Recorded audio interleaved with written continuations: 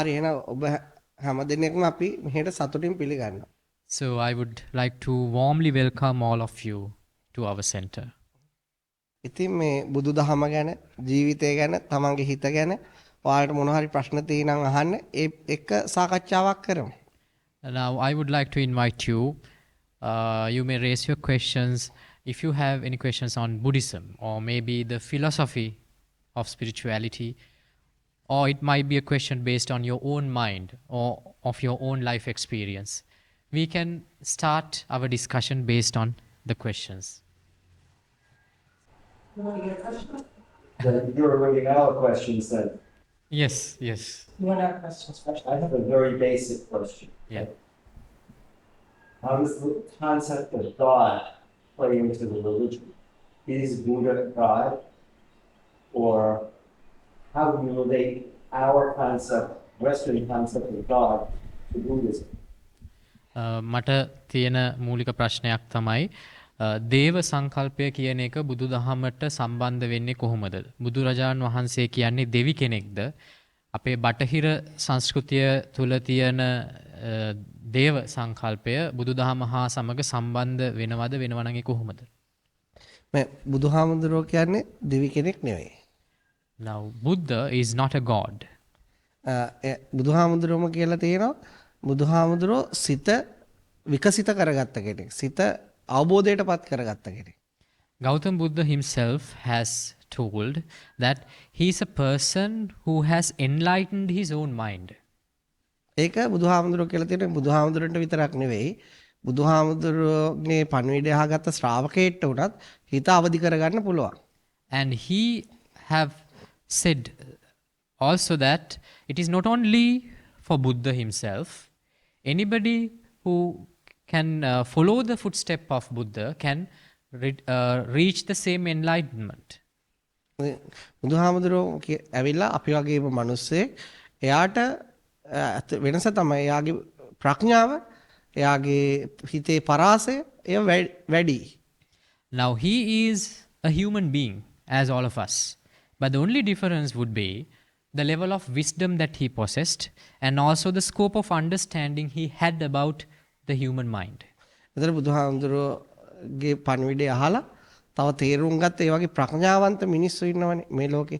ඒ අයටත් පුළුවන් ඒ වගේ බුද්ධත්වයටපත් වෙන්න, සත්‍ය අවබෝධ කරගන්න.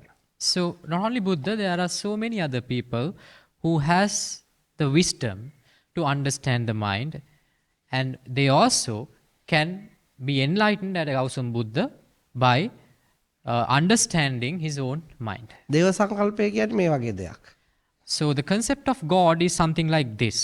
දැන් ආසියාතික රට පෙරදිගත් දේව සංකල්පය තියෙනවා අපරදිගත් තියෙනවා.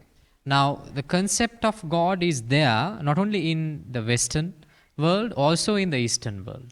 දැන් මේ පෙරදිග ගත්තාම ගොඩක් ශක්තිමත් මිනිස්සු දැක්කහම ඒගොල්ලෝ හිතනවා මෙයා නම් මිනිස්සෙක් වෙන්න බෑ.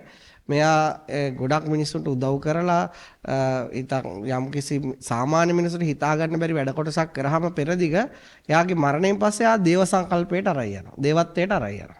Now what has happened in East most of the time is that there are people who had a lot of capacity, a lot of willpower, and who have achieved a lot of things in the past. So people could not believe that an ordinary person could achieve such things within a very short time period of a human lifespan. So people thought after their demise, they are as gods. So an ordinary being who has been successful and achieved many things more than the rest of the world were considered as gods in Eastern culture. එතකොට ඒ වගේ දැන් මේ මෑතක ගත්තොත් අපි ගාව ඉන්දියාවේ ඉන්න ප්‍රේමස් cricketer කෙනෙක් එයා සාමාන්‍ය අයට වඩා ඉතාමත් දක්ෂ ලෙස සෙල්ලම් කරලා තියෙනවා. ඉතින් දැන් එයාව දැන් ජීවමානව ඉඳිද්දි දේවත්වයේ සම ඉන්දියාවේ මිනිස්සු සලකන්නේ. Now there's a current example in India that there is an Indian cricket player who has been an outstanding player in Indian history, cricket history. He is still alive and people worship him as God. Now itself even though he is not dead, he is still alive. දැන් හැබැයි බටහිරට ගියාම මේක එහෙම නෙවෙයි. හොඳම football player කෙනෙක් හිටියා කියලා එයා දේවත්වයෙන් සලකන්නේ නැහැ. But when you go to the West, It won't work like that. Even though you find the best football player in the world, you will not worship him as a god. හැබැයි එහෙ තියෙන්නේ මෙහෙමයි. ඒගොල්ලෝ හිත ඒ කියන්නේ මේ ඒක ගොඩක් පැතිවලට කැඩිලා යනවා. ඒ කියන්නේ සත්‍ය අවබෝධ කරගන්න එකත් ඒගොල්ලෝ ඒ දිව්‍ය රාජ්‍ය වශයෙන් සලකනවා. මිනිස්සෙක් සත්‍ය අවබෝධ කරගන්න එන්ලයිටන් වෙනවා ආසියාවේදී නිවන මෝක්ෂය වගේ වචන පාවිච්චි කරනවා. බටහිරට ගියාම ඒක දෙවියන් වහන්සේ කියලා දේවත්වයෙන් සලකනවා. Now, the concept of God has many applications. Now, one such thing is when in the Eastern world, when a person attain the eternal liberation, some religious avenues call it as nirvana, like Buddhism, and some may call it as moksha. Or so that concept, when you go to the West, you call it as heaven. The person who has realized, as a person who has been to the heaven, or who has been connected with the God, who has been absorbed by the God. Those different terminologies being used to the same aspect of enlightenment. තව ඊට පස්සේ දැන් මේ වගේ පෘථුවිය, මේ වගේ ඉරහඳ තාරකා, ඒ දේවල් ඇති වෙච්ච විදිය මිනිසුන්ට තේරුම් ගන්න බෑ. ඒ නිසා මිනිස්සු හිතනවා මහා බලගතු දෙවි කෙනෙක් ඉන්නවා ඒගොල්ලන්ට හොයාගන්න බැරි. එයා විසින් මේවා නිර්මාණය කරා කියලාත් දේව සංකල්පයේ බිහි වෙලා තියෙනවා. And there is another avenue for the concept of God is that for natural phenomena that was people not, which the people were not being able to conceive those days scientifically, which they thought as an extraordinary events. So they connected that with the concept of God, that these are phenomenons by the God. ඒ නිසා මිනිස්සුන්ට තේරුම් ගන්න බැරි ගොඩක් දේවල් අතීතයේදී ඒ දෙවියන්ට ඒක ආරෝපණය කරලා තියෙනවා. So many things, many natural events which were unexplainable those days in the past, they have been affiliated to the concept of God. ඊළඟට ඔයා ඊළඟ අහපු එක තමයි කොහොමද මේ දේවත්වයේ බුදුදහම සමග සම්බන්ධ වෙන්නේ කියලා. Then there was a part of your question that how the concept of God connects with the Buddhist philosophy. ඒක වෙන්නේ මෙහෙමයි. It happens like this. බුදුහාමුදුරුවෝ දේව සංකල්පය පරිපූර්ණව බැහැර කරන්නේ. Now Gautam Buddha has not totally ousted the concept of God. බුදුහාමුදුරුවෝ කියන මෙහෙමයි.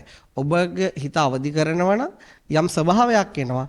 දේවත් ඔබට මනුස්සයෙක් වශයෙන් ඉඳලම හිත දේවත්වය කරා ගෙනියන්න පුළුවන්. ඕනනම් ඊට එහාට ගෙනියන්නත් පුළුවන්.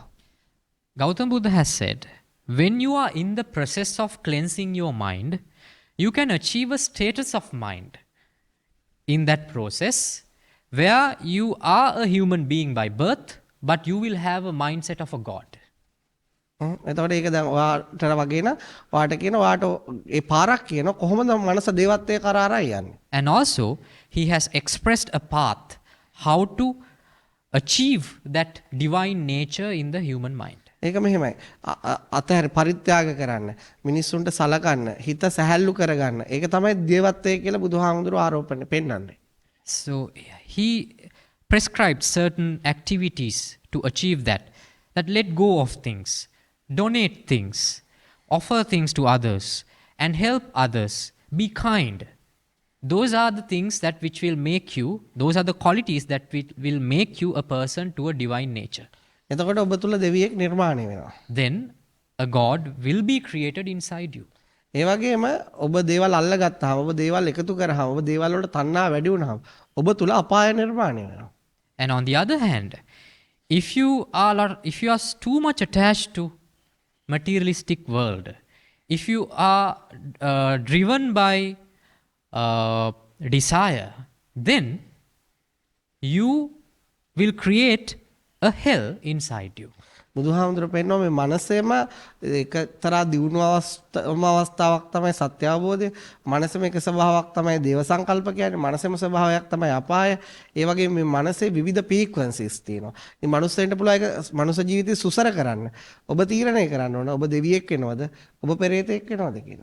So what he has said is that there are different frequencies in one's mind. So the ultimate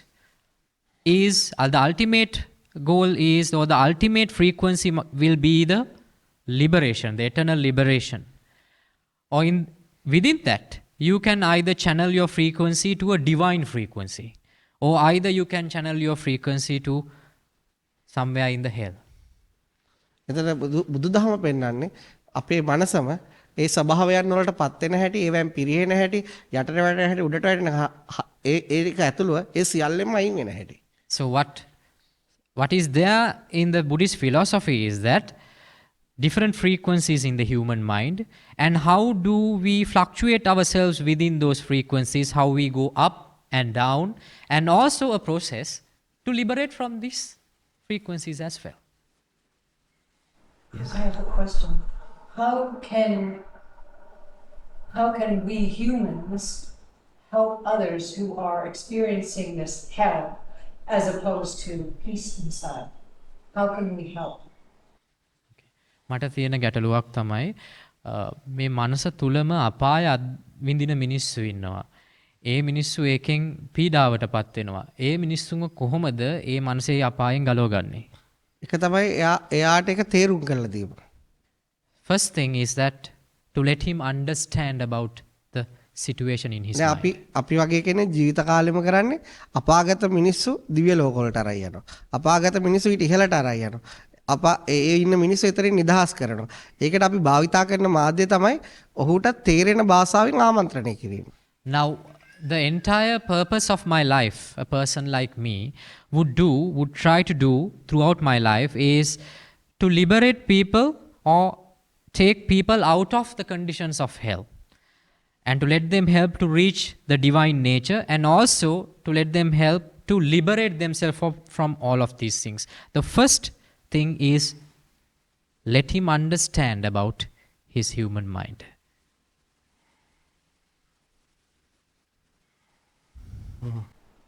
Sort of surprised that you're using cell phones. මට පොඩි කුතුහලයක් තියෙනවා ඔබ ජංගම දුරකථන භාවිතා කිරීම පිළිබඳව. ඔව් මේ දැනුත් කට්ටියක් දේශනාව අහන් ඉන්නවා තව. Yes, even at the moment I am connected to another group over the phone. They are listening to this discussion from that end. Oh, so it's a learning for everyone. Not just us. ඔබ අපි විතරක් නෙවෙයි ඔව් තවත් 5-6 දෙනෙක් අහනවා. Yes, another 5-6 people are listening to this from another end. You use them to telephone and text and everything else like we do? අපි වගේම ඔබත් ඒ කියන්නේ දුරකථන ඒ මැසේජින් සර්විසස් ඒවා පාවිච්චි කරනවද අපි? මම හිතන්නේ ඔබටත් වඩා පාවිච්චි කරනවා. Maybe more than you.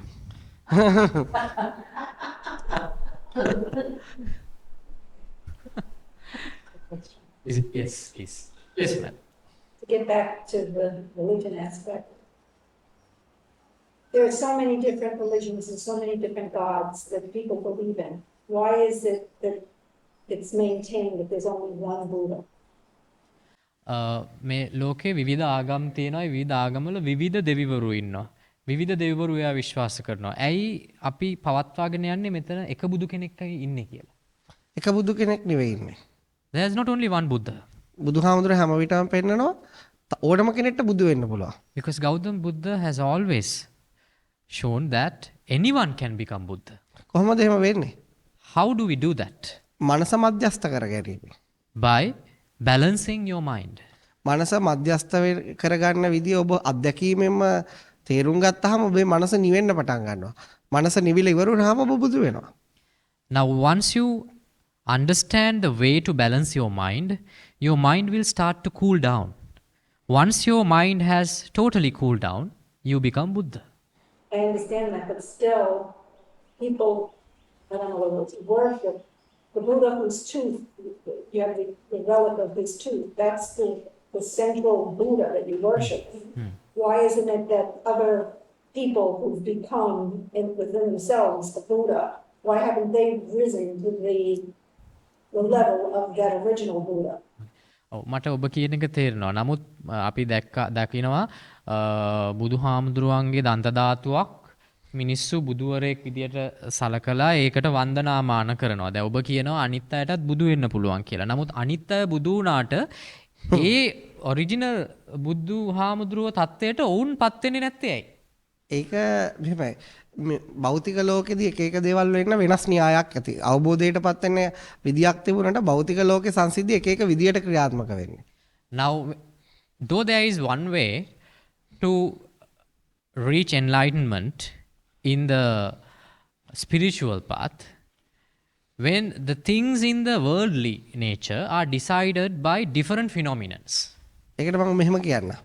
I will tell you like දැන් මේ this. ඉතිහාසයේම සත්‍ය අවබෝධ කරේ ගෞතම බුදුහාමුදුරුවෝ විතරක් නෙවෙයි. Now, Gautam Buddha is not the only person who was realized in the entire history. මේ ලෝකේ සත්‍ය අවබෝධ වෙච්ච අය හිටියා. ඒ ගැන පණිවිඩය කියපු අය හිටියා. නමුත් ඒගොල්ලෝ මාකට් ඒ අතරින් ගොඩක්ම මාකට් උනේ ගෞතම බුදුහාමුදුරුවෝ. There were many beings who were enlightened and who were spreading the message, but out of that crowd, the most marketed personality was Gautam Buddha බුදුහාමුදුරුවෝගේ මාකට් කිරීම හොඳයි. because his marketing was really good. ඒකයි අනිත් අය එච්චර ඉතිහාසයේ එහෙම උනේ නැහැ. එහෙම වෙච්ච අයද ජේසස් ඉන්නවා, නබී නායක ඉන්නවා. ඒගොල්ලෝ යම් ප්‍රමාණයකට වුණා. නමුත් බුදුහාමුදුරුවන්ගේ තියෙන ෆැමිලි බෑග්ග්‍රවුන්ඩ් එක, යා රාජකීය පවුලක කෙනෙක්. ඒතර යාගේ ගොඩක් ඒ පවුල් පරිසරය, ඒ වගේම ඉන්දියාවේ ගොඩක් රජවරු එයාට හිතවත්ව හිටියා. ඒ දේවල් මත මේ ඒ බුදුදහමට ගොඩක් තැනක් ලැබුණා.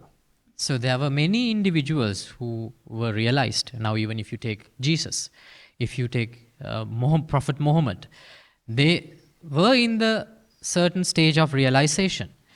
But when you take Gautam Buddha, what happened, what helped him mostly to market himself was that his royal background. He came from a royal family, so he had a lot of emperors and kings throughout India who were friends of his. They helped them to market himself. දැන් අපි එංගලන්තේ බකින්හම් මාලිගාව කෙනෙක්ට සත්‍ය අවබෝධ වුණොත් ඒක ගොඩක් ඉතිහාසගත වෙනවා. Now, let's say, if by any chance a person from the Buckingham Palace in England attained the realization, the enlightenment, he will be more famous than the others. ඒකට ඒ කාලේ තියෙන පාරිසරික සාධක තමයි බලපාන්නේ. So the nature of the society, influences of the society and the environment is the reasons for that rising of a figure like that out of the crowd. So over all these years, nobody else has been able to market themselves as well as the original Buddha. එතකොට ඔබ කියන ආකාරයට එදා ඉඳන් අද දක්වා මෙච්චර අවුරුදු ගාණක් තිස්සේ කිසිම කෙනෙක්ට බැරි වුණාද ඒ ඔරිජිනල් බුදුහාමුදුරුවෝ තරම් තමන්ව අලෙවිකරණය කරගන්න? මම හිතන්නේ බැරි වුණා තාම. I am afraid so. Yes. ඒක ලේසි නෑ. ඒක මිනිස්සු අතරින්ම එන්න ඕන. It is not an easy task. It should come from the public. ඒක උප්පත්තිය, එයාගේ අධ්‍යාපනය, එයා ඇසුරු කරන පුද්ගලයෝ, එයා අනිත් අයට ෆීල් වෙන හැටි, එයාගේ රූපය, ඒ හැම දෙයක්ම එකට බලපානවා. It is somewhat inherited. It comes from the birth. It comes from the social background. It comes from the upbringing. It comes from the connections. A lot of things affects that publicity. ඊට පස්සේ එයා ඒකට කියා දෙන්න භාවිතා කරන විවිධ මාධ්‍ය, and also the different medias that he used to convey the message. දැන් අපි ගත්තොත් මේ බුදුදහමේ තියෙනවා මේ කටපාඩමින් දැන් ඉස්සර වගේ මේ වගේ මීඩියා රෙකෝඩින් ඒවා තියුන්නේ නැහනේ. හැබැයි බුදුහාමුදුරුවෝ ගාව හිටපු අය බුදුහාමුදුරුවෝ කියපු සමහර දේවල් මතක තියාගත්තා. Now, you know, those days in the ancient times they did not have all these recording devices, but there was a set of people, followers, disciples of Gautam Buddha around him who used to memorize all the discourses done by Gautam Buddha. ඊට පස්සේ කාලයක් ගිහිල්ලා ඒව පොත්වලට ගත්තා. So after some time it came through word to word and then they wrote it down to scripts. එතකොට ඒවයි තියෙනවා ඒ 2500කට එහා තියෙන දත්ත. So those scripts contains data from 2500 years back. දැන් ඒවයි තියෙනවා දැන් බුදුහාමුදුරුවෝ ඉස්සර කාන්තාවට එහෙම ඉන්දියාවේ ප්‍රබල තැනක් තිබුණේ නැහැ. ඉතින් බුදුහාමුදුරුවෝ ඊට විරුද්ධව කාන්තාවන් මහාන කරා, ඊළඟ කාන්තාවන්ට යම්කිසි සමාජ තත්ත්වයක් දුන්නා. ඉතින් ඒ දේවල් ඒ අරගල තියෙනවා. ඒ දේවල් වලට මුණ දීපු හැටි තියෙනවා. ඒතර ඒවත් රීඩ් කරාම සමාජයට තේරෙනවා මේ හරි අමුතු මිනිස්සෙක් කියලා. Now, as an example, when you go through those old information written on the scripts, there is one such instance where in ancient India, women were highly discriminated because of their gender. But there are information that Gautam Buddha refused this and challenged it and opened his community for women to get themselves ordained as nuns. So those things are recorded in the history, and when people refer the history, they see him as a different person from the rest of the world. සමහර තැන්වල තියුණා කාන්තාව ඒ කාලේ ආගම් තියුණ ඉන්දියාවේ ඒ කාන්තාව කියන දානේ ගන්න නැහැ. කාන්තාව උයපුව කන්නේ නැහැ. ඒ වගේ එක එක විවිධ තියුණා. නමුත් බුදුහාමුදුරේ සියල්ල ප්‍රතික්ෂේප කළා බුදුහාමුදුරුව කාන්තාවක් වුණත් ප්‍රඥාව තියෙනවා නම් මේ පණිවිඩය අවබෝධ කරගන්න පුළුවන්. ඒ වගේ ඒ ඉන්දියානු සමාජයේ දෙදරා යන භාෂා රටාවක් පාවිච්චි කරා. So there were some religions in ancient India where they did not accept or they did not entertain women at all. Even if they offer something, they refused it. Even if they offer food to those clergies in those religions, they refused it. But going against all those social norms, Gautam Buddha said, even a woman with wisdom can attain the liberation that I am talking about. So he was differentiated because of those things. ඒ වගේ ඉන්දියාවේ තිබුණා දේව සංකල්පය බ්‍රහ්ම සංකල්පය පිළිබඳව ඉහළින්ම වැළඳගත් සමාජයක්. ඊට හා දේවල් විශ්වාස කරේ නැහැ. බුදුහාමුදුරුවෝ ඒවයි තියෙන අඩුපාඩු, ඒවයි තියෙන මෝඩ ඒ විශ්වාසයන්ට වල තියෙන හිස් බව පෙන්නුවා. එතකොට ඒක ඉන්දියානු අරගලයක් බවට පත් වුණා. ಭಾರತೀಯ අරගලයක් බවට පත් වුණා. And also there are ancient religions in India where they believed gods and where they believed a figure called Brahma, and they talk about a creation of the world by Brahman. But Gautam Buddha used his language to criticize, to analyze, to show the loopholes of those beliefs. So it was a revolutionary message that he was spreading across. ඒක නිසා අද බුදුහාමුදුරන්ට ලෝකයේ පිළිගත්තට එදා ඉන්දියානු ಭಾರತ සමාජයේ ගොඩක් බුදුහාමුදුරන්ව පිළිගත්තේ නැහැ. මොකද එයා අරගලකාරයෙක්, විප්ලවකාරයෙක් වශයෙන් තමයි දැක්කේ. Now, even though Gautam Buddha is very much acclaimed in today's society, he was not so recognized in Indian society those days because he was recognized, highlighted as a revolutionary character. ඉතින් බුදුහාමුදුරුවෝ ගොඩක් ඒවට බංගන රාජකීය කෙනෙක්. ඒ නමුත් අර අච්චර ප්‍රශ්න තියදී රාජකීය පවුල් වල අය මහාන වෙන්න ගත්තා. ඒගොල්ලෝ විශ්වාස කරන්න ගත්තා. එතකොට සාමාන්‍ය සමාජයට ඒක පිළිනොගෙන ඉන්න බැරි වුණා. But what happened was, even though he had revolutionary ideas, he was encountering a lot of problems, many young men and women from royal families got ordained under him. So they were coming from very recognized families. Because of that recognition he achieved, the general public also had to ultimately accept him. ඊට පස්සේ ඔහම අවුරුදු 300ක් විතර බුද්ධ පරිණාමය 300ක් දැන් ටිකක් 600 විතර එනකොට ධර්මාශෝක කියලා රජ කෙනෙක් බිහුණා. ඒක දරුණු පාලකයෙක් බිහුණා. එයාට බුදුදහම එයාට ආස කරා. ඊට පස්සේ එයාට උඩුණා ඒක ලෝක ව්‍යාප්ත කරන්න. එතනින් පස්සේ තමයි මේක ස්ප්‍රෙඩ් වෙන්න ගත්තේ. Then after the demise of Gautam Buddha, after about 200 or 300 years, there was an emperor in India called Ashoka. He was earlier believed to be, in his early stages, he was considered as a very ruthless invader who created an empire across India through a lot of bloodshed. But he embraced Buddhism and he became a person, a blissful person afterward, and he gave up all his ruthless activities and started to rule the world, rule his empire with loving kindness and empathy. So he wanted to spread the message. So he was the reason for the world's expansion of Buddhism. ඇත්තටම marketing කරේ එයා. Actually, he was the one who did the marketing on behalf of එයා Gautam ඒක Buddha. තියෙන මහා අద్భుත කතා බව ඒක ඇතුළට එබුවා. For that purpose, he even incorporated some, how do you call that? Some ideas which are supernatural into the Buddha's character. ඊට පස්සේ ඔය වගේ ධාතු, චෛත්‍ය ඔවට මිනිස්සු වන්දනා කරන්න පෙළඹෙව්වා. Thereafter, because of his process of marketing, people used to worship the relics of Gautam Buddha, stupas, all these structures. That is how it all started. අද බුදුහාමුදුරන්ට එහෙම මොනවත් තිබුණේ නැහැ ඇත්තට. Or the Gautam Buddha never had an intention of doing something like that. පිළිමයක්වත් තිබුණේ නැහැ. He did not have even a statue for himself.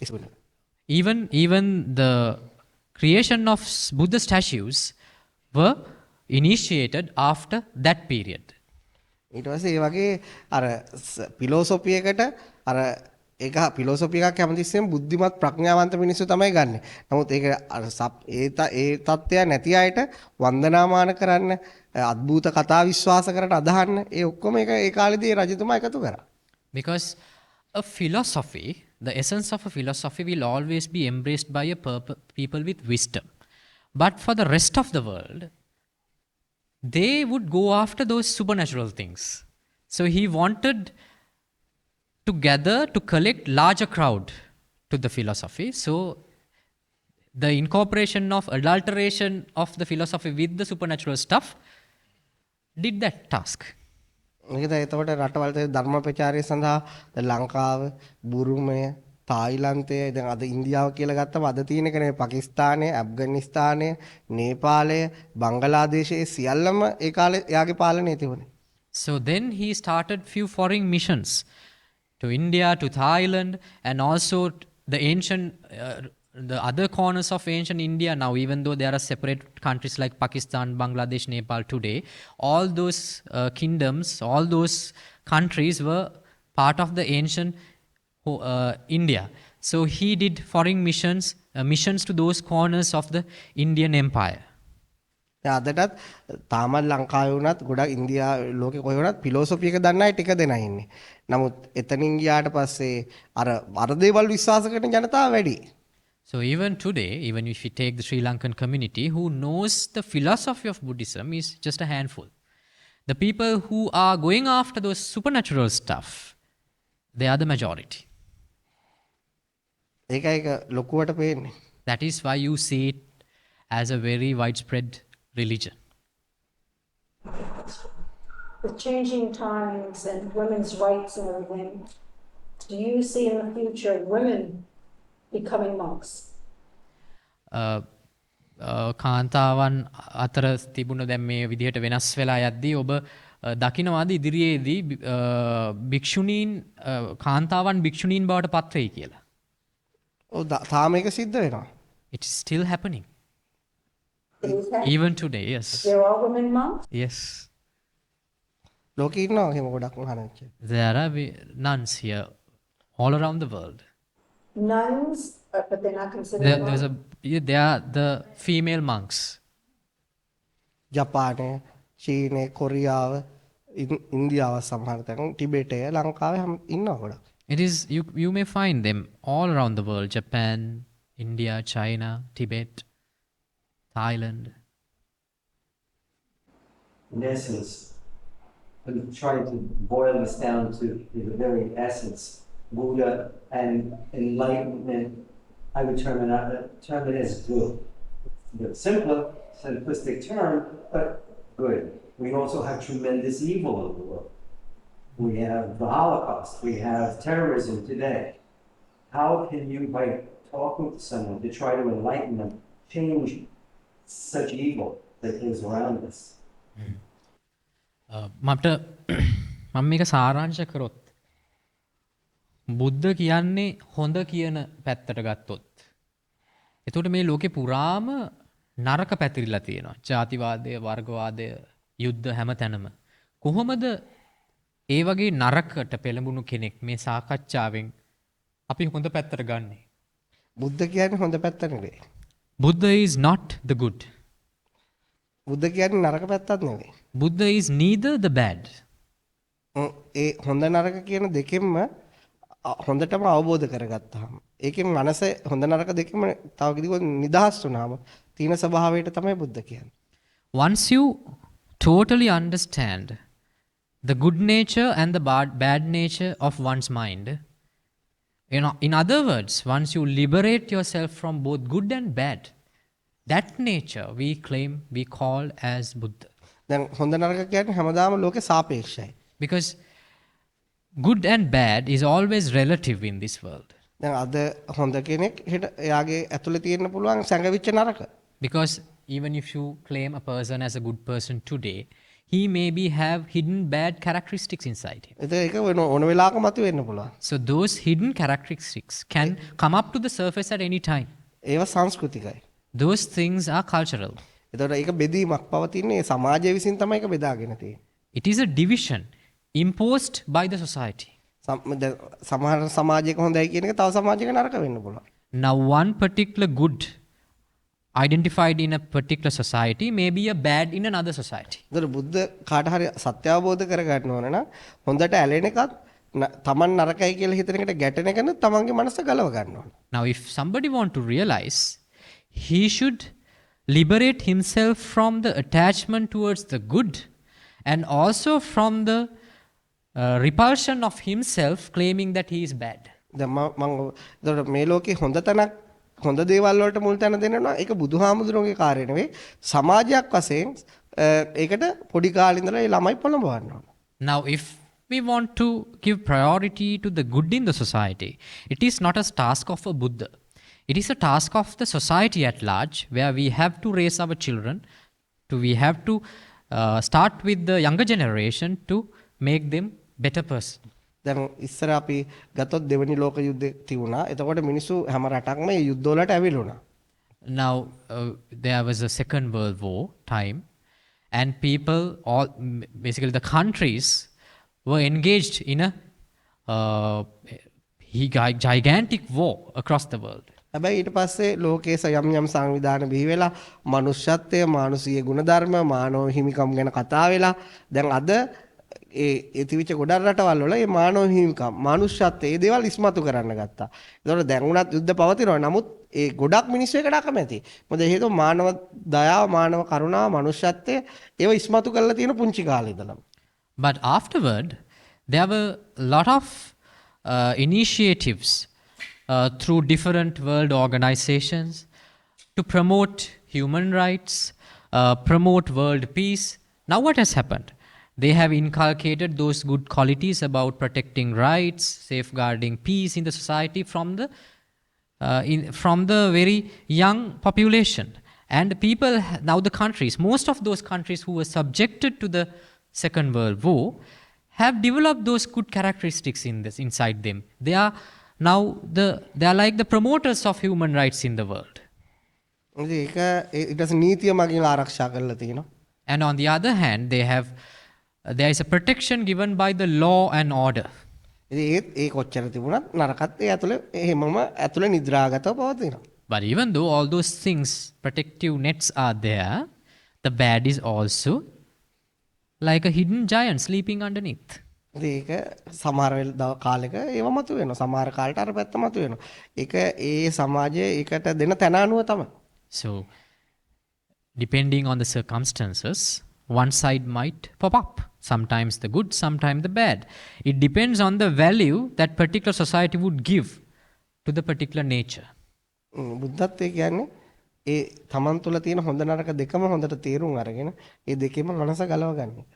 But liberation, the Buddhahood means understanding those both natures of one's mind, the good and the bad, and liberate the mind from the both.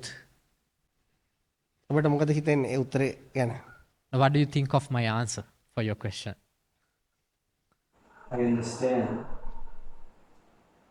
However, we go back to the Second World War. If in my terminology, the correct side didn't win the war, there would be a greater tragedy. And I don't understand how the philosophy would get us past that point. It appears that war sometimes is necessary. You have to protect your right to be good.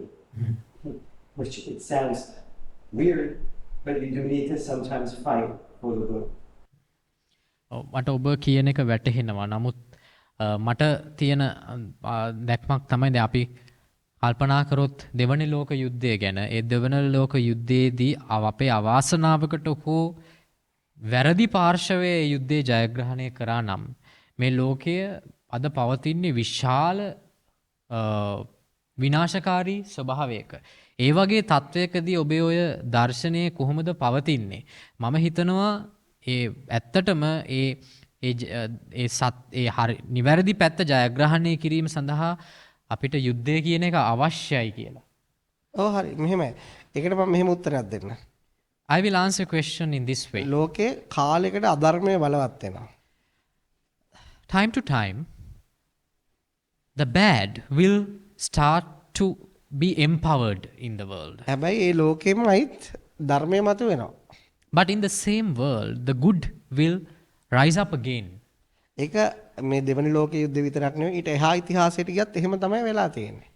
It did not happen only in the Second World War. If you go to the way back, that was the same thing happening over and over again. ඒ නිසා අපි කියන මේ දර්ශනය කවදාවත් විනාශ වෙන්නේ නැහැ.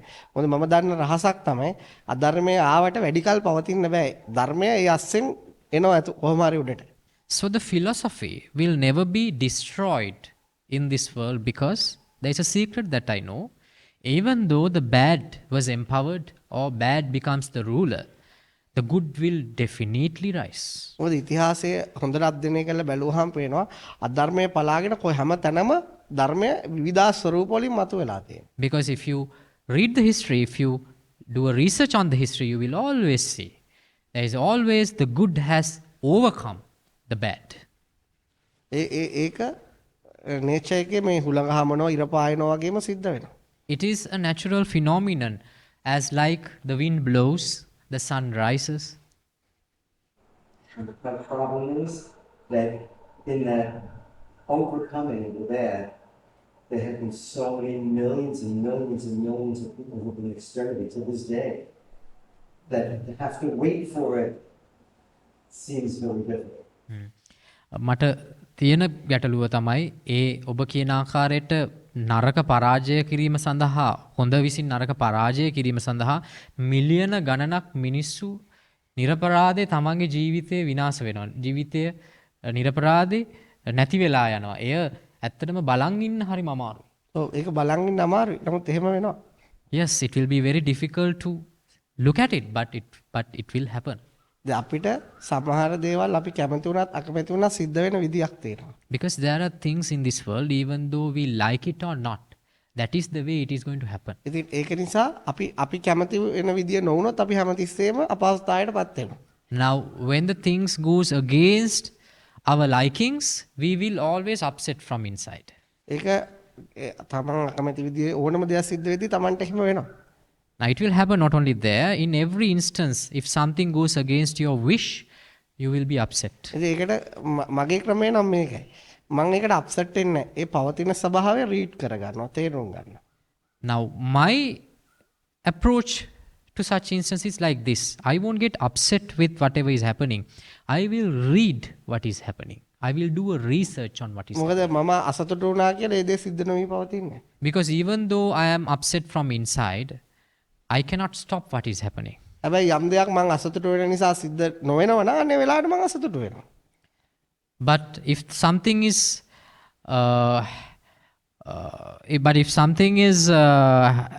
happens according to my wish, then I can be happy in such instances. නිසා අපි කලින් සමහර දේවල් තේරුම් ගන්නවා ඒවා අපි කැමති වුණත් අකමැති වුණත් වෙන්නේ මේ විදියට.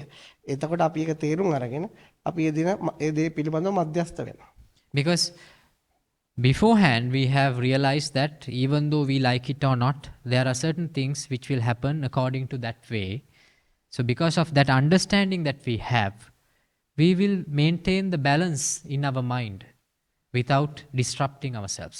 දැන් ඔබ හිතන මානසිකත්වය තමයි මම අවුරුදු 20 දී හිටියේ. මම අකමැති දේවල් මේ ලෝකේ වෙනවා, සත්තු මැරෙනවා, යුද්ධ වලින් මිනිස්සු මැරෙනවා. මම ඒව දැකලා මම විඳවනවා. Now I was in your mentality when I was in my 20s. When I see an animal being killed, I suffer a lot. I expected a world without any animal cruelty. ඉතින් නමුත් මම තේරුම් ගත්ත මම කොච්චර අසතුටු වුණත් වැඩක් නැහැ. ඒ දේවල් එහෙම වෙනවා. මම ඒක තේරුම් අරගෙන ඒකෙන් අයින් වුණාම මම නිදහසේ ඉන්නවා. එතකොට මට තව ඒ වගේ කරදරයටපත් වෙච්ච කෙනෙක් මට උදව් කරන්න පුළුවන්. ලේසි. Then I realized there's no point of worrying over the things that I cannot control. Even though I like it or not, it is going to happen without my influence. So I was not upset thereafter. Then I had the mental clarity to support wherever I can. We can monopolize this. No, it doesn't matter. Would you say, if someone were to go and strike you, would you follow the philosophy of turn the other cheek? Or would you do something to stop being struck? එතකොට ඔබ කියන විදිහට ඔබට දැන් කෙනෙක් ඇවිල්ලා ගහන්න ආවොත් ඔබ අර දර්ශනයේ තියෙන ආකාරයට ඔබේ අනික් කම්මුලත් පෙන්නනවද? නැත්නම් ඔබ ඒ නවත්තන මොන හරි දෙයක් කරනවද? එහෙම තීරණයක් නැහැ මොකක් කරනවද කියලා. ඒ වෙලාවට තමයි ඒක තීරණය කරන්නේ. I have no pre-plans over what is going to happen next. I will decide then and there. ඒ අවස්ථාවට සුදුසු විදියට එතෙන්ට ක්‍රියාත්මක වෙයි. I will act according to the circumstances prevailing at that particular instance. කන දෙන්න ඕන නම් කන දෙනවා. කන්ට ගහන්න ඕනොත් ගහනවා. If I want to give my other cheek, I will give my cheek. Or if I want to slap in return, I will slap. Not quite like this. ඒක ගොඩක් සාමකාමී නෑලු. එහෙම එකක් නැහැ. එකක් කියලා දෙයක් නැහැ. There is no one thing as such.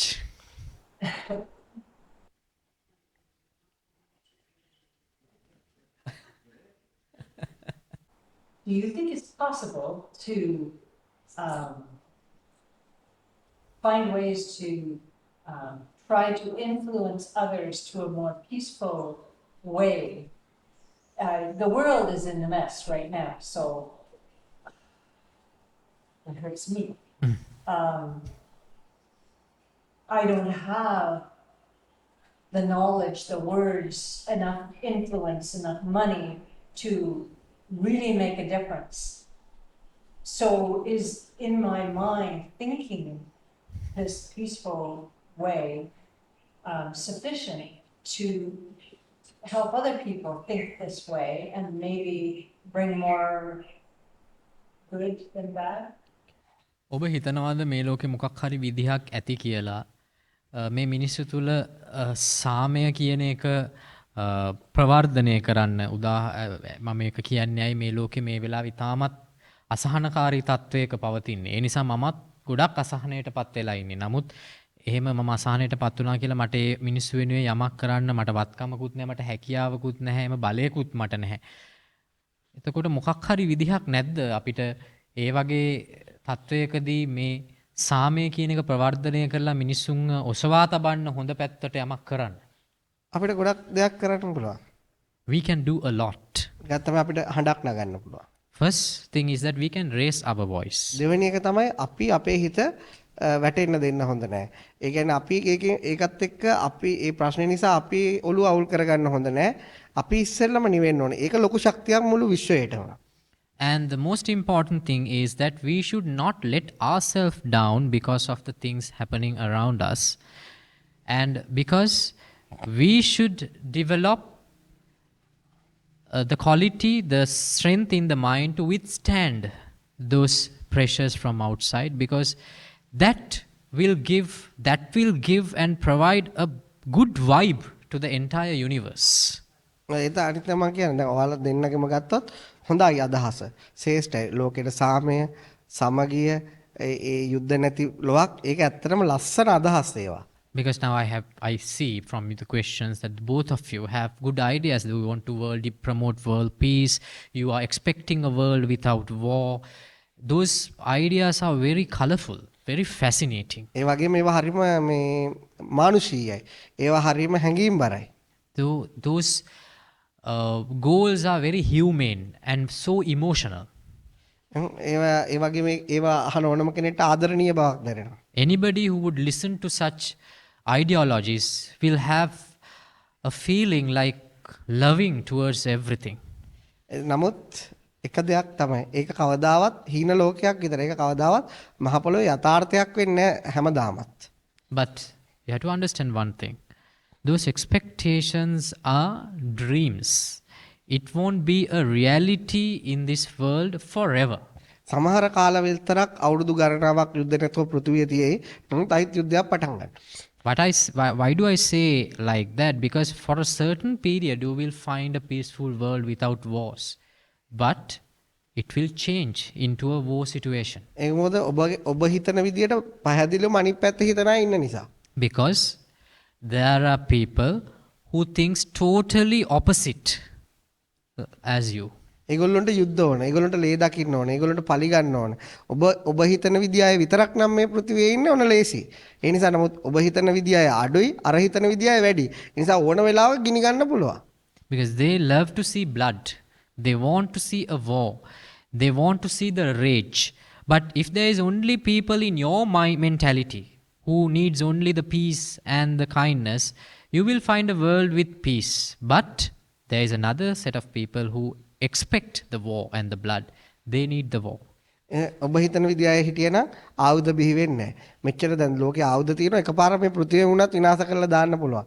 ඒ නිසා සමහර මිනිසුන්ට බලය, තණ්හාව ඒ දේවල් එකතු වෙලා ඒ විදිහේ මානසිකත්ව නිර්මාණය කරගත්ත මිනිස්සු සෑහෙන්න මේ ලෝකේ ඉන්නවා හැමදාම. ඒ නිසා අපි කොච්චර යුද්ධ නැති ලෝකයක් සාමයේ ඉල්ලුවට ඒගොල්ලෝ යුද්ධ තියෙන ලෝකයක් ඉල්ලන්නේ. ඒ නිසා අපි තේරුම් ගන්න ඕන දේ තමයි අපේ හීනය හොඳයි. ඒක සුන්දරයි. ඒක හැමදාම එහෙම තිවිච්චාවි. නමුත් ඒකට ඒ හීනෙට ඇලෙන්න එපා. මොකද ඒකෙන් අපහසු වෙන්නේ අපිමයි. So if the world is only comprised of the people in your mentality, there won't be any weapon industry. There won't be any weapons or ammunitions in this world. But there are people who wants war. Therefore, they have developed lot of mass destructive weapons that you need to strike only one weapon to destroy the entire world.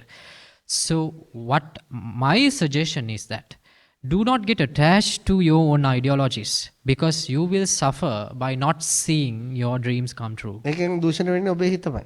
Because it will pollute ultimately your own mind. දැන් මේ ලෝකේ දිහා බැලුවත් ලෝකෙ පිපෙනවා විසමල් පිපෙනවා. ඒ වගේම මිනිසුන්ව සුවපත් කරන්න පුළුවන් මලුත් පිපෙනවා. මේ ලෝකේ හැටි. It is not only there, you will see it in the nature. When you take flowers, you will find flowers which are poisonous in this world. And also there are flowers which can heal people by smelling that flower. That is there. Those opposites are there even in the nature, everywhere. ඒ වගේම මේ ලෝකෙට ආලෝකය විතරක් නෙවෙයි අන්ධකාරයත් ඇති වෙනවා. And also there is not only light which exists in the world, the darkness is also there. නිසා දැන් අන්ධකාරයට අපි සාප කරන්න හොඳ නැහැ. මොකද ආලෝකයේ වටින්නේ අන්ධකාරය එන නිසා. So you should never curse the darkness, because people will understand the importance of light more and more because the darkness is coming. ඒ උදාර අදහස් හැමදාම තියෙන්න ඕන. නමුත් අපි අපේ උදාර අදහස් වලටවත් බැඳෙන්න හොඳ නැහැ. So we should always have those noble ideas inside our mind. But we have to be careful. We should not even get attached to our own noble ideas. මොකද හිතන්නේ ගැන? What do you think of that? As I get older anyway, I find that if something is too upsetting to me, I don't watch the news. And here I am. I've run away from the world in a way. But things do not often affect me so deeply as they once did. So I do understand this. Enlightenment really is having the ability to push the world away to a certain extent. So Buddhism, I understand as a philosophy, I understand as a business. The inner mind, it takes a lot of work. I'm not ready to leave the world entirely. මට තේරෙන දෙයක් තමයි වයසට යනවත් එක්කම මම කරන දෙයක් තමයි මට ගොඩාක් මගේ හිත අසහනයට පත් වෙන නිවුස් එකක් හරි මොකක් හරි සිද්ධියක් හරි දැක්කොත් මම මේ නිවුස් එක බලන්නේ නැහැ. එහෙම නැත්නම් ඒ තැනින් මම අයින් වෙලා යනවා. එහෙම වුණාම මගේ හිත වැඩියට පීඩාවට පත් වෙන්නේ නැහැ. එතකොට වයසට යනවත් එක්කම මට දැනෙන දෙයක් තමයි එහෙම ඒ නිසාද දන්නේ කොහොම හරි මගේ හිත පීඩාවට පත්වීම එන්න ටික ටික අඩු වෙනවා කියලා. නමුත් මට හිතෙනවා එතකොට මේ අවබෝධය කියන්නේ අපි මේ බාහිර ලෝකය ප්‍රතික්ෂේප කිරීමක්ද කියලා, පැත්තකට තල්ලු කර දැමීමක්ද කියලා. අනිත් එක මම දකිනවා ඔබේ ඔය දර්ශනය ගත්තම ඒ දර්ශනය ඒක ඇත්තටම දර්ශනයක් තමයි. ඒ වගේ මේ දර්ශනය ඇවිල්ලා සම්පූර්ණ වෙනමම ව්‍යාපෘතියක්. එතකොට මම මගේ ගිහි ජීවිතයත් එක්ක මගේ මේ මනස හදාගන්න එක මට සම්පූර්ණයෙන් කරන්න පුළුවන්ද කියන එක ගැන මට ප්‍රශ්නයක් තියෙනවා. මට මොකද මට එච්චර සියලු කැපකිරීමක් කරන්න බැරි නිසා. හරි මම ඔබට මෙහෙම උත්තරයක් දෙන්න.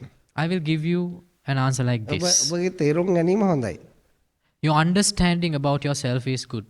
ඔබ වයසට යට වෙලාවට මේ දේවල් වලින් ඔබේ මනස අවුල් වෙනවට ඒක බැහැර කරන්නේ කිසි ප්‍රශ්නයක් නැහැ. Now, if you come across a dreadful situation, even on the news, if you just give it up watching that thing for that moment, that's okay.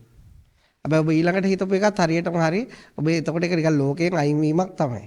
And also your understanding about that practice that you thought that then you're like pushing the world away from you. That is also right. You're pushing the world away from you. නෑ ඔබ හිතන වගේ මටත් එක හිතන එකත් තමයි ඔබේ වයසත් එක්ක මම කියන පණිවිඩය සම්පූර්ණයෙන්ම ඔබට අවබෝධ කරගන්න බැරි වෙයි. බොහෝ දුරට 95%ක්ම. Now, what I also believe that with your age and with that, it will be a difficult task for you to understand fully what I'm going to say. හැබැයි 105ක් තියෙන සමහරට සම්පූර්ණ පුළුවන් වෙන්නත් පුළුවන්. But let's say at least you have a 5% of chance ඒක to ඔබේ understand. ඒක ඔබේ මනස ඇඟත් වයසට ගියාට මනස වයසට ගිහිල්ලා නැත්තම් ඔබට පුළුවන් සම්පූර්ණයෙන්ම මේක අවබෝධ කරගන්න. Now, if though you have aged from your body, if your mind has not aged, then there is a possibility to understand ඒක this. සමහර මිනිස්සු ඉන්නවා ඇඟ වයසට ගියාට මනස වයස නැහැ. ඒ අයට පුළුවන් මේක අවබෝධ කරගන්න. Because there are people, though they are aged from the body, they are young from their mind. For them, they can easily realize A this. වයසක අය අතර ඒ වගේ අය අඩුයි.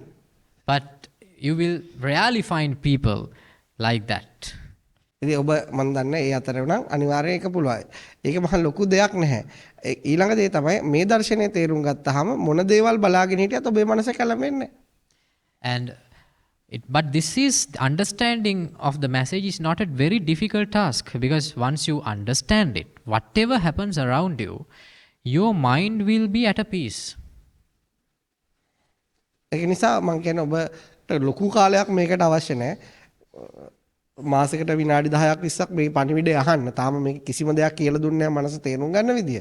සමහර වෙලාවට ඔබ අවුරුදු 5ක් 6ක් ඒක අහගෙන ඉඳ ඔබටම තේරෙයි ඒක අමාරු දෙයක් නෙවෙයි කියලා. But then I invite you,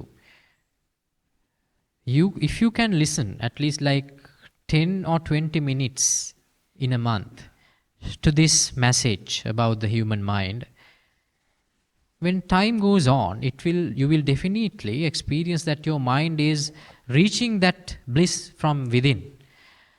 That is the only thing that you have to do.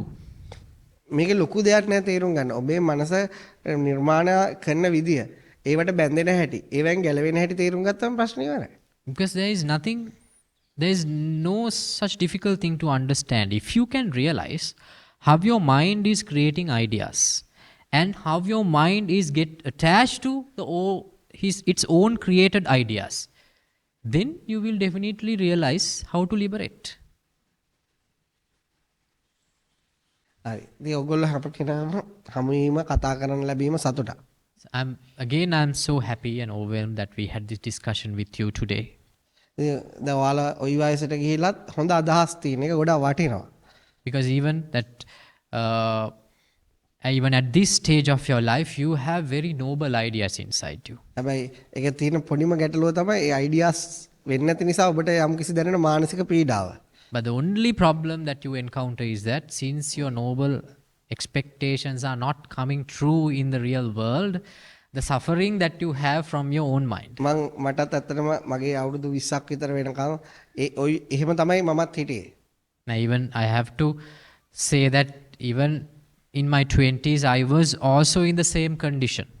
ඇයි මේ මට ඒකයි හැම මිනිස්සුන්ට මේ කෑම බෙදලා දෙන්න බැරි. ඇයි මිනිස්සු සමහර අය බඩගිනි නෑ, සමහර අය යුද්ධ වලට අහු වෙන්නේ. මේ අපි යුද්ධයක් තිබිච්ච රටක්. ඒක ඒ මානසික හැඟීම් ඉෂ්ට නොවීම පිළිබඳව හැමදාම මට ඒ ගාල කනගාටුවක් තිබුණා. Because I was always worried about why cannot I share foods and let everyone enjoy a meal. Why cannot I stop this cruelty in the world? I was always suffering from my mind. Why cannot do this and that? ඒ නිසා මේ ඔයගොල්ලෝ පහත් කළ සලකන්නේ නෙවෙයි මම කියන්නේ. නමුත් මම මගේ මනස විනීත තේරුම් ගැනීම සමගම ඒ මගේ තියෙන පීඩාව අයින් වෙලා ගියා. But by understanding my own self, my own mind, that suffocation I had initially in my mind gradually went off. එනිසා මම හොඳ අදහස් තියෙන මිනිස්සු ගැන ඒගොල්ලෝ ප්‍රතික්ෂේප කරන්නේ නැහැ. නරක අදහස් තියෙන මිනිස්සු ප්‍රතික්ෂේප කරන්නේත් නැහැ.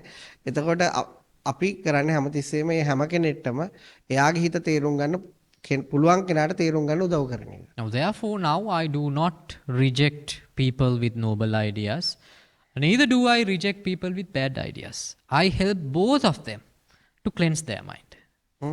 ඉතින් ඒ නිසා මේ ඔයාලට එහෙම අපි තේරුම් ගත්තාම අපිට හැම හොඳ නරක හැම මිනිස්සෙක් ගැන හැම දෙයක් දිහාම එක විදියට බලන්න පුළුවන් හැකියාවක් ලැබෙනවා. Because once we attain that realization, you will be able to see across the world, irrespective of the good and bad, in an equal mind.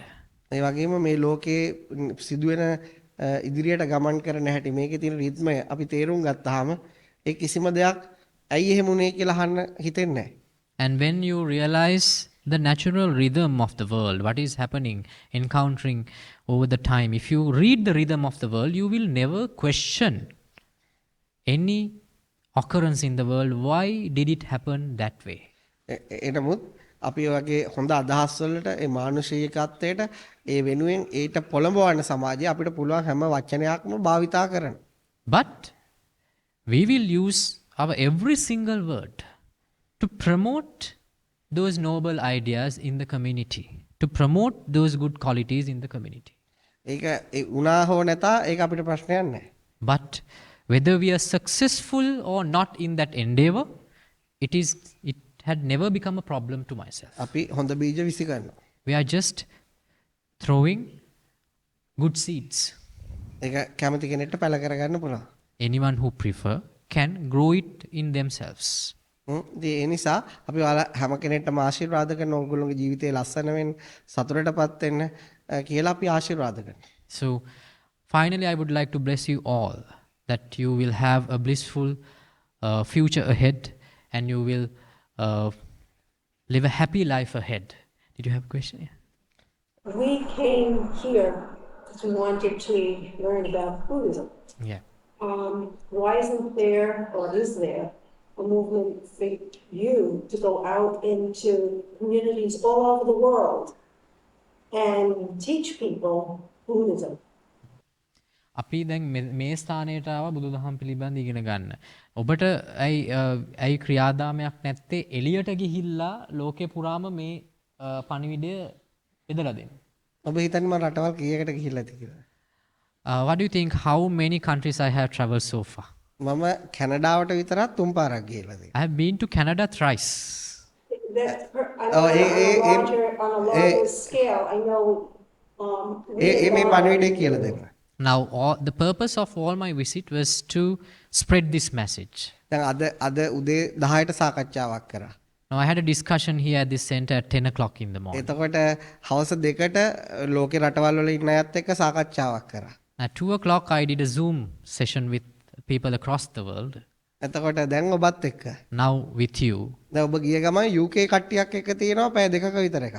Now, right after this session, there is another 2-hour session with a group in UK. එතකොට මේ අද දවසටම පැය 10ක් විතර. Now, for today itself, 10 hours of my time. ඉතින් මේ එතකොට ඒක අපි අපේ ජීවිත කාලේ අපෙන් කවුරු හරි මේ පණිවිඩය අහගෙන ආවොත් හරි ආවේ නැතා හරි ඒක අහන්න සුදුසු කෙනා ගාවට ළඟට ගිහිල්ලා හරි ඒ සාකච්ඡාව ඒ දේශනාව කරනවා. So that our mission is always there and ongoing, even though they come to us or not. If there's a person with wisdom and capability of understanding, I might sometimes even go to meet him and continue with the mission throughout my life. ඒ කියන්නේ ඒක අපි කිසි කෙනෙක්ගෙන් කිසි දෙයක් බලාපොරොත්තු කරන දෙයක් නෙවෙයි. ඒ යම් කිසි කෙනෙක් මිනිස්සු අතර ඉන්නවා නම් මේක තේරුම් අරගන්න පුළුවන්. එයාට අපිට කොයි වෙලාවද උදව් කරන්න පුළුවන් අපි එයාට උදව් කරනවා. And also that is without expecting anything in return, even if only that if he can understand it, if I can help him to make him understand, I will reach to him and I will try to teach him.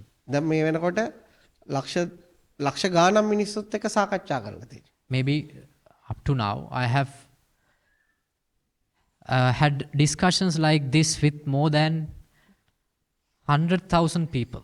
ඉතින් ඔබ මට ලෝකේ තියෙන ලොකුම මාධ්‍යයක් හරි කවුරු හරි සම්බන්ධ කරලා දෙනවා නම් මේ ගැන කතා කරන්න මම ඕන වෙලාවක කැමතියි. Now if you are one of you can let me address in a world famous media where I can reach the public in millions, I will come there. ඒකයි මම අර ඇහුවේ කොයිතරම් තාක්ෂණික දේවල් භාවිතා කරනද ඔබට වඩා කියලා ෆෝන් Zoom තාක්ෂණ machines මෙහි recording rooms ඒ හැම එකම මෙහි තියෙනවා. That is why, Nisha, I told you, when you questioned me about the mobile phone, I told you that I am using more than you. I am using all the technology, the Zoom and the internet and the recording rooms. Everything is there, the facilities to reach the people through the technology. ඉතින් ඒක අපි ඒක ඔබ අහපු ප්‍රශ්නේ කිසිම වරදක් නැහැ. ඇත්තටම ඒ සෑහෙන කරන්න පුළුවන් උපරිම ජීවිතේ කරන්න පුළුවන් උපරිම සේවයේ මැසේජ් එක බෙදා හරින්න කරනවා. So actually your question was good, because it is not only today. Throughout my life, this mission will go forward where I will try my best to spread the message across the world. But we live in different areas from most of us in the United States, Canada. If we wanted to learn more about Buddhism, we'd be hard pressed to find somebody that could teach us more about it. එතකොට අපිට තියෙන ගැටලුවක් තමයි අපි දැන් ඉන්නේ කැනඩාවේ, අපිට ඉන්නේ ඇමරිකාවේ. ඒතකොට අපිට දැන් තවදුරටත් මේ බුදුදහම පිළිබඳ අධ්‍යයනය කරන්න ඕන නම් අපිට හරි අමාරු වේවි ගුරුවරයෙක් හොයාගන්න. නෑ ඔයාලා අපිට Zoom වලින් කතා කරන්න. අපි කතා කරනවා. No, now it is not that difficult because you can always connect to us via Zoom. You'll have to give us a lift. ඒ ඔක්කොම තියෙනවා. ඉතින් දැනටත් එහෙම ගොඩාක් එංගලන්තේ, විතර සමහර ඉන්දියාවේ, සමහර වෙන රටවල් වල එහෙම කතා කරනවා. Zoom වලින් කතා කරොත් පැයක්ද දෙකක්ද යාළුවා එක තේරෙනකන් තේරුම් කරලා දෙනවා. Yes, because now what happens after these kind of discussions, we continue the dialogue with people and they connect us. We will definitely share those information. And basically now, as I said, UK, Australia, India, we are having sessions, Q&A sessions with those people who are interested in understanding more about the Buddhist philosophy. ඒ වගේ දැන් සමහර මෙහි එන අයට දැන් අදත් UK දෙන්නෙක් ආවා. සමහර වෙලාවට අපිත් එක්ක කතා කරන්න බැරි වෙන්න පුළුවන් මේක අහගන්න. අපි අන්තර්ජාලයට වෙබ්සයිට් එකට YouTube එකට එකතු කරලා තියෙනවා. ඕන වෙලාවක ගිහිල්ලා විනාඩි 10ක් 20ක් අහලා ඒක තේරුම් ගන්න. And also there may be people who are unable to reach us at this center. For them, we always record these sessions and we upload it on the internet. There is a separate YouTube channel. We have uploaded almost all the discussions we have had this in the center. So anybody can watch those things and understand more about the human mind. ඒ වගේම දැන් ඔයාලට යනකොට photo එකක් විතරයි ගහන් යන්න තියෙන. අපේ numbers, email තියෙනවා. ඒවට අපි දැම්මොත් අපි ඉක්මනින්ම සම්බන්ධ වෙනවා. So I will definitely share the information to all those links, and I will definitely share the contact details of ourselves. We have displayed it when you go back to have your refreshments. There is a note there on the table. I invite you to take a snapshot of it. It will be easy for you to keep it in track and reach us if there is any necessity to gain knowledge about this philosophy. අපි තාක්ෂණය උපරිම වශයෙන් භාවිතා කරනවා. We try to use the technology as much as possible to reach you. Do you have retreats where people come to learn more about it? ඔබට තියෙනවද නේවාසික වැඩසටහන් මිනිස්සු ආවොත්? ඔව් මෙහි ගොඩක් රටවල් වල ලංකාවේ වෙනවා. අපිට දැනුත් අපි අලුතෙනුත් හදා යනවා. දැනටත් ආවොත් 20කට උනත් නතර වෙන්න දෙන්න පුළුවන්. Yes, we do have retreats and even we welcome, even now we are receiving guests, foreigners and also Sri Lankans.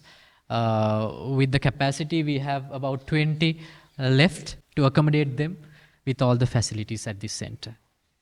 ඔබ යහපු ප්‍රශ්නේ හොඳයි. ගොඩක් අය දැනගෙන හිටියේ නැහැ. මම හිතන්නේ ඒකෙන් ගොඩක් අය දැනගන්නේ ගනි අපි කොච්චර මේ පණිවිඩය වෙනුවෙන් මේව කරනවද කියලා.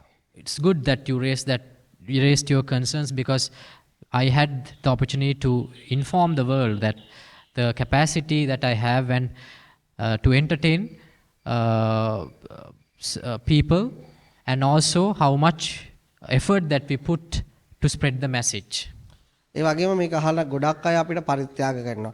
ඒවෙන් අපි ජීවත් වෙනවට අමතරව පාසල් හදලා දෙනවා, ගම්මාන හදලා දෙනවා, උදව් කරන්න පුළුවන් අයට උදව් කරනවා.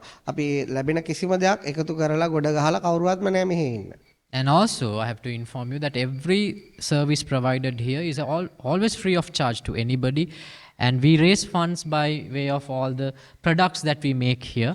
And those products, funds are used in two ways. One, to maintain the regular business in the center. And also, we maintain we allocate a major portion out of it for community service projects. We have initiated many community service projects across Sri Lanka to develop the livelihood of rural villages. ඒ වගේ දැන් මෙහි ගොඩක් මහාන වෙලා ඉන්නේ යම්කිසි ආර්ථික පසුබිම හොඳ පවුල් වල අය. ඒගොල්ලෝ දේවල් දුටත් ඒ දේවල් වලට අපි බෙදලා දානවා. And also now here most of the people who have ordained here come from families with good economic background. So if I receive something from those people, from their families also, we will share it with the community. ඒ නිසා මම හිතන්නේ අපි අපේ මුළු ජීවිතේම ගහක් වගේ කරගෙන තියෙන්නේ. ඉතින් ගහ ඕන කෙනෙක්ට හේවන දෙන ඕන කෙනෙක්ට පළ දෙනවා. ඒ පළ ඒ කැම දෙනවා. ඒක කිසි ප්‍රශ්නයක් නැහැ. ඉතින් අපි මෙහෙට කවුරු හරි ආවත් එයාගේ ජීවිතේ කන්වර්ට් කරනවා සම්පූර්ණ පරාර්ථචර්යාවට. So what I believe is that we have converted ourselves to a tree, where a tree will always try to provide whatever he has to the rest of the world without any reservations. So what we encourage whoever who comes to this place is to engage more and more in community service, and we encourage them, and also here at this center we practice it as an activity to do selfless actions for the betterment of the entire world. ඉතින් අපි අවසාන වශයෙන් අර කිව්වා දැන් මේ වෙලාවේ ලෝකේ යුද්ධයක් තියෙනවා. දැන් මම හිතන්නේ ඒක අවසන් වෙගෙන යන්නේ. ඒක ඉක්මනට අවසන් වෙලා ඒ යුක්‍රේනයට, ඒ රුසියාව, ඒ සියලු ලෝකවාසීන්ට සාමය උදා වේවා කියලා අපි ආශිර්වාද කරනවා, ප්‍රාර්ථනා කරනවා. And also, finally, I would like to say, now we all are concerned about the war between Russia and Ukraine, where the entire world is at a distress. And I believe that hopefully the dialogue will continue and the war will come to an end as soon as possible. And our blessings and wishes are with all the affected parties to reach to a settlement and reach to peace back again as soon as possible.